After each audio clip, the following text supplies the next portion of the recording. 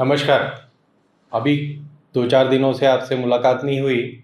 इस बीच 2-3 ऐसे विषय थे जिन पर हमें बात करनी चाहिए।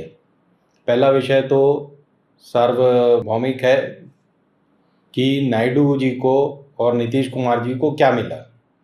पूरे देश के साथ, देश के जनादेश के साथ धोखा करके नायडू जी ने क्या प्राप्त किया। नायडू जी ने अमरावती की गद्दी प्राप्त की। वहाँ पर जो भी खर्च आएगा अमरावती को बनाने में, और जो भी खर्च आएगा और जो भी उनको करना है जगन मोहन के खिलाफ, वो सब करने का उन्हें एक फ्री हैंड प्राप्त हो गया है। यही उनके नेगोशिएशन का कीवर्ड था, मुझे लगता है। दूसरा, वो नहीं चाहते, ना नीतीश चाहते हैं कि उनकी पार्टी में कोई उनसे वजनदार हो जाए। तो ना वो किसी को रेलवे दिलवाने की स्थिति में थे, ना किसी को डिफेंस, ना एग्रीकल्चर। ये सब हवा हवाई बातें थी। ललन सिंह को आप डिफेंस दिलवा दो या रेलवे दिलवा दो, वो कल नीतीश पर भारी पड़ जाएंगे और भाजपा के साथ हाथ मिलाकर पता नहीं क्या कर दे। तो ये दोनों कलाकार ये चीज़ें बहुत अच्छी तरह से समझते हैं। देश के जनादेश की किसी को चिंता नहीं है। किसी को कोई फर्क नहीं पड़ता कि दुनिया जनता क्या करी। आज हम 543 जीत कर आ गए। हम अपनी मनमर्जी के अनुसार पार्टियां बदलेंगे, अपनी मनमर्जी के अनुसार इसको शपथ दिलाएंगे, उससे हाथ मिलाएंगे, सब करेंगे। इन्हें कोई मतलब नहीं, खासकर नायडू और नीतीश को कोई मतलब नहीं कि जनता क्या सोच रही है। पहले 4-6 दिन का आपका बुखार अभी नहीं उतरा है तो और मैं उतार देता हूँ। सबसे बड़ी बात जो है, अब नीतीश को इलेक्शन में जाना है। उन्हें पता है कि उनकी पार्टी टूटेगी और उसके ज़्यादातर विधायक जाएंगे भाजपा में, या उनके ज़्यादातर फॉलोअर जाएंगे भाजपा में, क्योंकि नीतीश काफ़ी लंबे समय से बीमार चल रहे हैं। ऐसी अफवाहें हैं या सच है। और अब उनके जीवन का भी बहुत लंबा समय नहीं बचा है, तो ये हो सकता है उनका आखिरी चुनाव हो। भाजपा को भी पता है। उन्होंने वहाँ पर एक तोता छोड़ा हुआ है, वो दाढ़ी चश्मे वाला। वो घूम घूम कर भाजपा का प्रचार करते रहता है।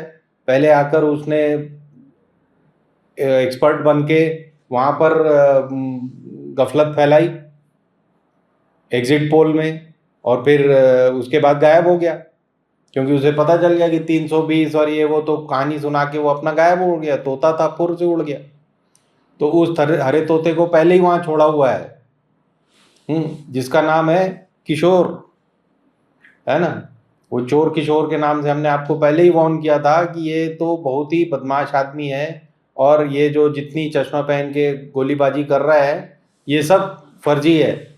इसका भी सिर्फ एक ही अंत है, ये चाहता है मैं किसी तरह से बिहार में विधायक बन जाऊं और किसी तरह से मंत्री संत्री, मुख्यमंत्री जो बन पाऊं बन जाऊं।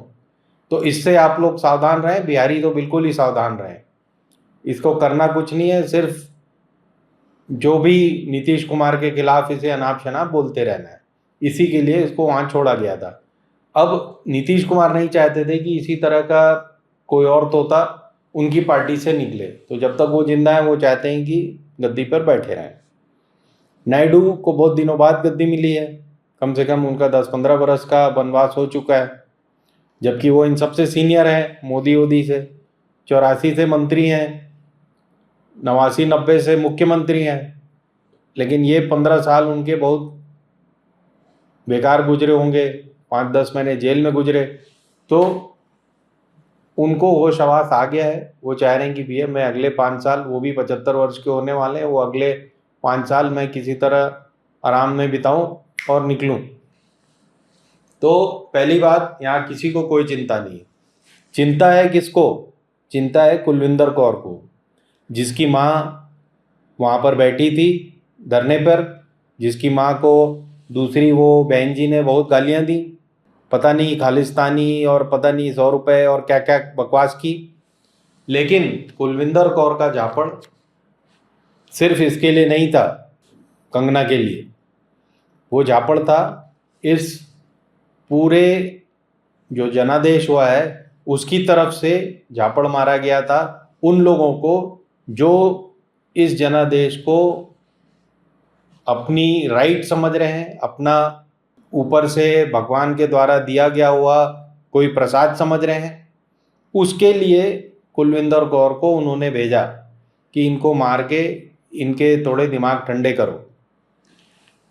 तीसरी, मोदी जी ने साफ साफ कह दिया है, साफ साफ बता दिया अपने एक्शन से कि मैं तो बिल्कुल नहीं बदलूंगा, तुम मुझे 280 दो, 300 दो, 240 दो, मेरे यही लोग मंत्री रहेंगे, यही निर्मला आंटी हमारी फाइनेंस मिनिस्टर रहेंगी, यही वैष्णव हमारा रेलवे और इंफॉर्मेशन का मिनिस्टर भी यही रहेगा, और यही हमारे गृह मंत्री रहेंगे। तो उन्होंने साफ साफ संदेश दिया है कि आपको जो करना है करते रहो, मुझे तो, मैं नॉन बायोलॉजिकल आदमी हूँ, ऊपर से आदेश आया हुआ है और मैं तो यही करूँगा जो मेरे मन में आए। बहुत पुरानी गोविंदा की पिक्चर है ना, मेरी मर्जी, वही वाली कहानी है इनकी, मेरी मर्जी मेरी मर्जी।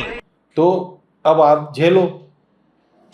जो लोग भी अब ये कह रहे हैं कि मोदी जी ने तो तीसरा टर्म पाकर नेहरू की बराबरी कर ली और वो कर लिया, तो हमें देखना बाकी है कि ये इतिहास इन्हें किस तरह से देखता है। इतिहास ने दिखा दिया कि प्रेजेंट में वो किस तरह से देखे जा रहे हैं और आगे किस तरह से देखे जाएंगे।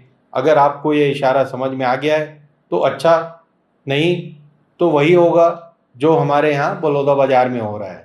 हमारे यहाँ से मतलब छत्तीसगढ़ में जो बलौदा बाजार में हो रहा है, पूरा कलेक्टर कार्यालय जला दिया गया, एसपी कार्यालय जला दिया गया।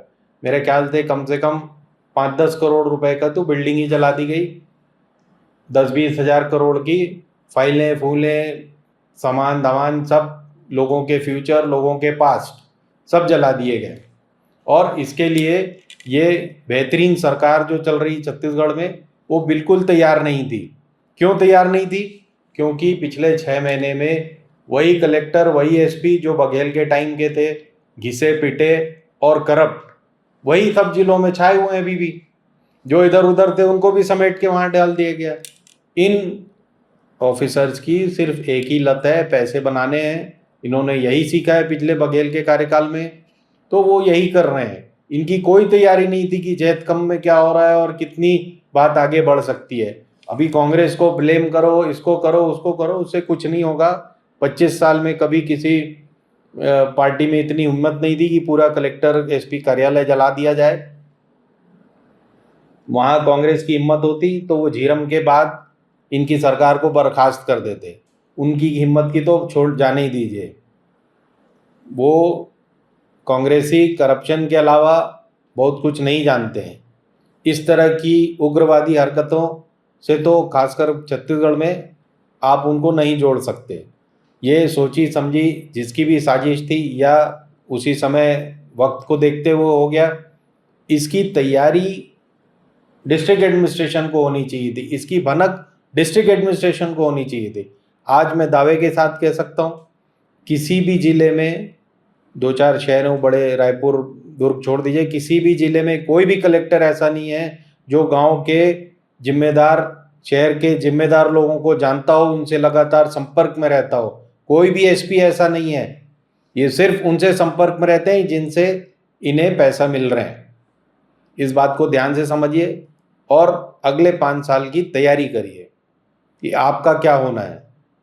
धन्यवाद। हिंदुस्तान जिंदाबाद।